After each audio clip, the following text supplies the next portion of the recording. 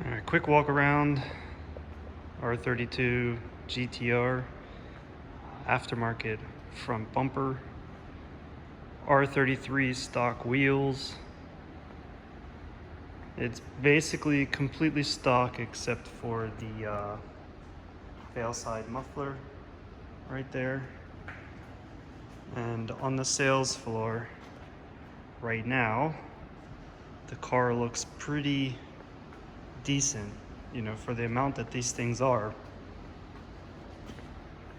It's nowhere in the 34 price range, but the 33 has gotten a lot more expensive now, but the 32 tends to still be pricier than the 33. I will show you the details on this car. All right, when I got the car, this thing was completely dirty. Like, they had never washed the exterior before, never cleaned the interior before. Now you look at it and you can see all the pearl, but I wish I had an example. Like, I didn't even want to take before pictures, it was that bad. Spoiler is faded, customer knows. There are some weird marks on both sides of the trunk like this, which probably had some sort of antenna. The car had tons of electronics and wires still in it. And the paint is peeled. Probably these were resprayed at some point. It's kind of dull where the door is not. And then they just did a crummy job on it. The car probably just sat outside. It had, and you can still see some leftover residue, especially here. You can see like the run line in the water. I don't know if it was just the washer was leaking, or when it was sitting outside, the water would kind of puddle up there and run off and then dry. So, there's still water spots in the paint itself, but I did a pretty good job of trying to get rid of that the best I can. As far as the front bumper goes, color doesn't match. It's hard to see in this lighting, but the gray is a little off, where that's going to be aged gray, and this is probably a newer gray. The fog lights, I don't think they're any specific brand. I haven't even checked if they actually turn on. We'll figure that out. It's got the glow in the dark plates here, which was kind of difficult to remove the plate itself. Headlights look brand new. These are a bit chewed up with rock chips like that and bubbles in the paint. I didn't notice this before, but the paint's cracking right here on the fiberglass. There's a scratch. I don't think that's a crack. There's no intercooler, and it's placed off to the side. A client had mentioned that. I didn't really take notice to it before. Maybe whoever he got the bumper from originally had a big front mount on the car. It has a duct there that goes up to the intake. Again, the bumper itself is in pretty decent shape. The fitting is good. Probably, FRP. I don't think that's plastic. Again, this headlight's good. Get to the bonnet. All right, as I mentioned with the water lines coming down here, the bonnet is in really good shape, but there is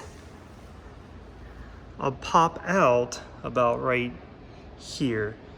You can kind of see it right there. They probably closed the hood on like a bolt or something, and it's slightly popped out, so that can probably be lightly tapped back in. But outside of that, oh yeah, you can see it when I went by right there. But outside of that, bonnet's in good shape.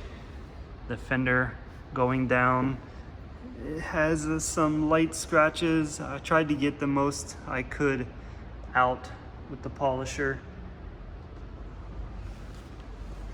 This side as well.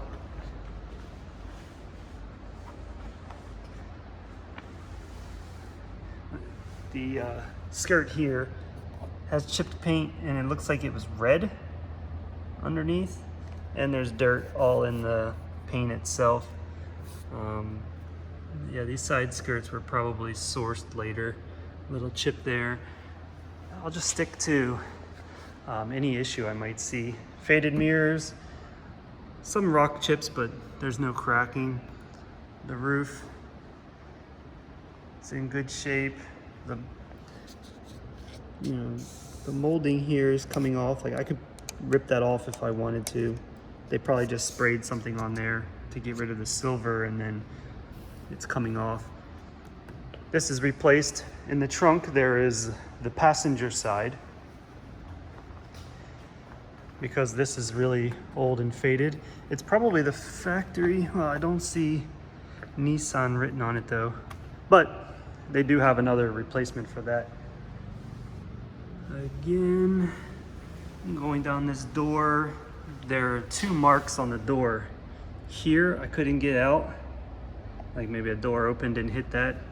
And here, same thing. So just those 2 marks on the door with a chip there. That's it. And then the biggest mark on the body is right here. That has black showing, and this chip here is through the paint, or the scratch. So that would have to actually be fixed. There's a dent under the door handle. Right there, you can see it. That can probably be pulled or massaged out easily. And then some scratches here. Other than that, and there's the mark on the other trunk, same as that side. Other than that, just a minimal little scratch there. There was a big weird shop sticker here. We got that off. Looks good. Yeah, I mean, these things are hard to get in this condition anymore. You can see about 2 dents right there. See a bow right there. That's about it. Other than that, the exterior looks good. The tint is not the best, especially on the window here. There's blemishes in it, and it makes the window not go down and up easily because maybe the tint's a little thicker than it should be.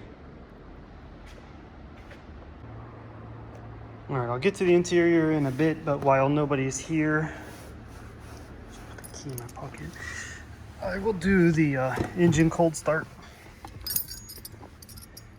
2 GTR keys and possibly the spare key.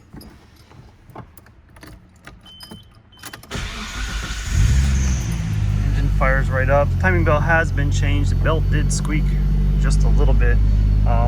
AC is already blowing cold, but let me turn that off. I know the AC blows cold, which is, rare for a 32 GTR. Everything I see on auction says that they're not blowing cold. I will let that engine warm up a little bit. RPMs holding fine. It is a cold start. I haven't started it in a couple of days, so half a tank of gas. The radio. Now, we had to take apart everything and get the electronics out. I mean, there was a big rat's nest in here. Got a bunch of road flares in there. I don't know if he's just a collector. I think they moved the gauges from here to up here. Battery, oil temp, boost. They all work. I don't want to rev the engine just yet. Tome air fuel. I mean, this thing looks like vintage. And I bet you can't even get this anymore. And the screen was all dirty, but everything cleaned up. I mean, the interior looks great now, but it was like a hazard when I first got the car.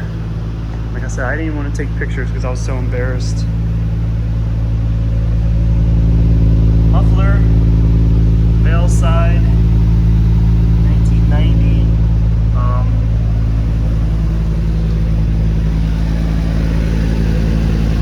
I guess it's a catback. Catalytic converter is stock. That's why it doesn't have the big drone sound.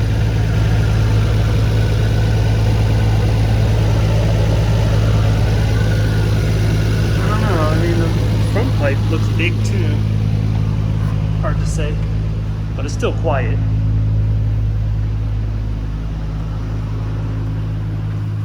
I'll do the electronics really quick. headlight. I don't notice a fog turning on, but there are other switches in here. Yeah.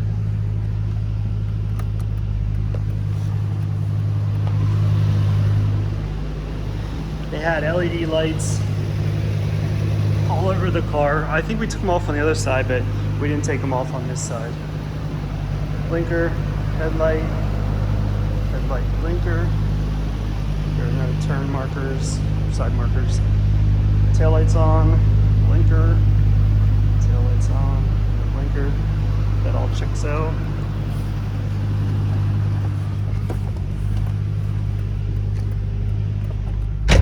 Now, window down. I don't want to roll it all the way down because, like I said, that tent makes the window feel stuck and I don't want to play with it. It has heated mirrors, possibly. That's nice. Well, my phone lasted longer than I thought it was going to before it ran out of space. So, go ahead and get the engine. It has the stereotypical RB26 tapping sound, which probably is going to sound worse on camera than it is. Other than that, everything is completely smooth. All the belts sound fine. It has, I believe it said it has 34 GTR turbos.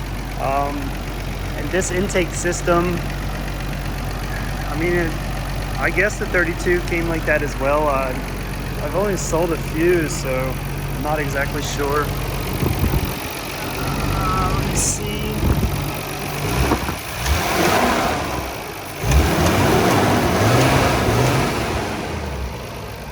There's no big swooshing sound with the turbos being stock, but everything sounds good. It's been running. I haven't heard any stalling, any backfiring. It's kind of cold in here. It shows a little bit of smoke, but nothing major. Yeah, let me go ahead and turn this engine off. All right, overall, factory RB26. The surge tank looks like it's been repainted black. The valve cover is black as well, kind of chipping. Spark plugs have probably been replaced with the coils because they're just such a weak link with the RB26 and RB25. Cusco strut bar. It's pretty solid on the strut top. It's pretty hefty. It's not a little thin one. Mini wiring. Probably none of this is even good anymore since we've removed it all. Oil catch can, Blitz radiator. Yeah, nothing really to talk about, but as far as like rust is concerned, probably with water sitting right here, the fender actually cracked. This side looks like they put some sort of putty on it, but this side they didn't, to where the fender is cracked there. Underneath there's no rust at all. You know, it's very clean. All right, I do need a new iPhone. This iPhone is getting the best of me. All right, so I said underside was completely clean. I think we got that. Underside of the, I mean, if you can see this dirt here, I mean, that's basically how the entire car was, but it all cleaned up luckily. No sign of accidents, anything like that. Brakes, wheel well. I mean, the brakes are, you know, dated, but they could use a nice fresh powder coating. But the interior of the, of course you can't see in here, but factory suspension, everything looks good. Not much more to talk about. Let's get to the interior of this thing. All right, good and bad on the interior. Overall, it's very good condition. Nothing really broken or cracked or missing. A little, you know, hardly worn But something like this is completely sun faded. I mean, I think you can like heat those up with, you know, a torch and get it back smooth, but no reason for that. The right lock doesn't really lock the left lock, so you might have to hit that with your hand each time. It seems a little weak. Still faded on that handle as well. The seat is the biggest issue. We were aware of that. The condition actually is nice. Just right there is all chewed up. Who knows what kind of clothes the guy was wearing. Some scratch marks, you know, hardly any wear and tear there. The mats are breaking apart underneath, so I stuck a thick piece of paper underneath the mats. Like, I hit these with pressure washer just to clean them up because they were super dirty, but no lifting or cracking at all on the dash. Steering wheel is chewed up pretty bad. So new driver's seat, new steering wheel, new shift knob, new boots, and it would be good.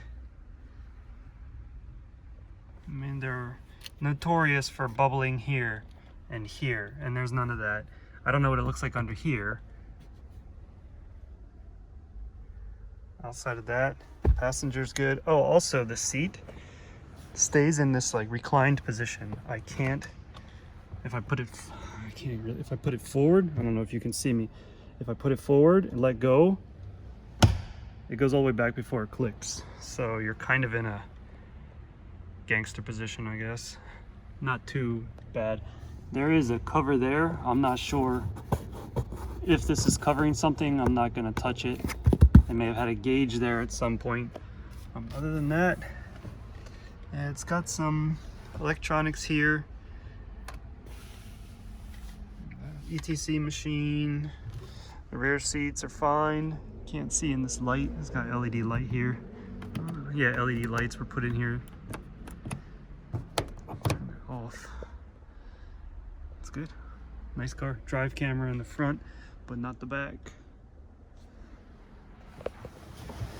Oh, I didn't really touch on the spoiler. And paint faded.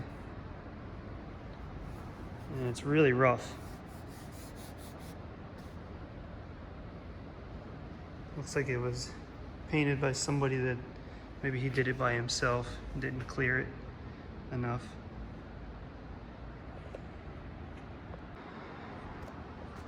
Yeah, so overall with the 32 GTRs, I mean, you're in the 5-6 million price point for anything in a decent condition.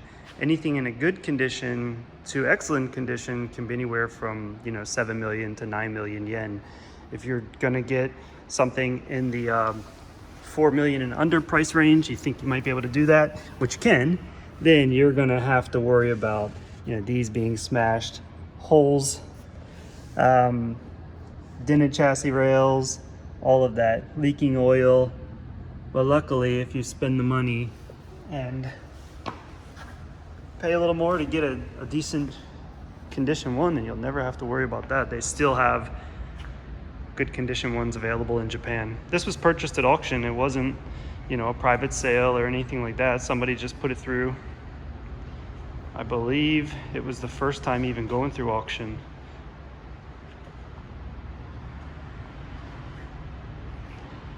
I love the dark gray, you know, versus the silver. You can see the two, and then this Subaru gray. All right, thanks guys.